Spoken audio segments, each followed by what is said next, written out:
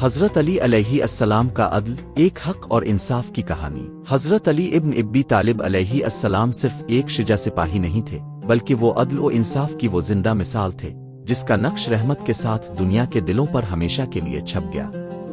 ایک روز جب حضرت علی علیہ السلام خلافت پر فائز تھے، ان کا ایک پرانا زرہ، لوہے کا کوٹ، کھو گیا۔ کچھ دنوں بعد ان کا گزر ایک یہودی کے پاس سے ہوا جس کے پاس وہی زرہ موجود تھا۔ حضرت علی علیہ السلام نے پہچان لیا کہ یہ انہی کا زرہ ہے اور نہایت نرمی سے فرمایا، یہ زرہ میری ہے، اس پر میرا حق ہے۔ یہودی نے انکار کر دیا اور کہا، یہ زرہ میری ہے، اگر آپ کو اس پر حق ہے تو قاضی کے پاس چلتے ہیں۔ یہ سن کر حضرت علی علیہ السلام، جو اس وقت اسلامی ریاست کے خلیفہ تھے، بغیر کسی تعلق غصے کے سیدھے قاضی شاری کے پاس گئے۔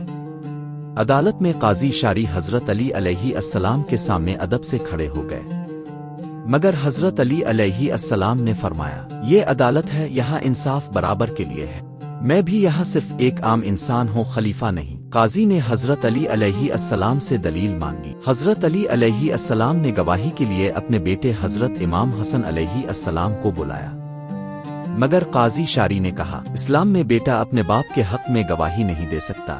حضرت علی علیہ السلام مسکرا دیے اور فرمایا، شاری تم بالکل ٹھیک فیصلہ کر رہے ہو۔ نتیجہ یہ نکلا کہ قاضی نے فیصلہ یہودی کے حق میں دے دیا۔ یہودی حیران رہ گیا، آنکھوں میں آنسو لیے بولا، یہ آپ کا زرہ ہے اور میں جھوٹ بول رہا تھا، مگر آپ کے عدل نے میرے دل کو جیت لیا۔ آج میں گواہی دیتا ہوں کہ آپ اللہ کے سچے ولی ہیں اور میں اسلام قبول کرتا ہوں۔ اسی وقت وہ یہودی مسلمان ہو گیا۔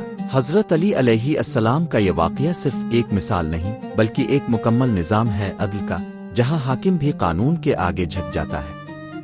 آج جب دنیا میں انصاف بک رہا ہے، حضرت علی علیہ السلام کا یہ واقعہ ہمیں یاد دلاتا ہے کہ اصل قوت طاقت میں نہیں بلکہ عدل میں ہوتی ہے۔ آخر میں حضرت علی علیہ السلام نے وہ زرہ اس نئے مسلمان کو تحفے کے طور پر دے دیا۔ عدل نے نہ صرف ایک زرہ واپس دلا، بلکہ ایک نل کو روشن کر دیا، ایک راہ کو ہدایت مل گئی۔ یہی تھا مولا علی علیہ السلام کا انصاف۔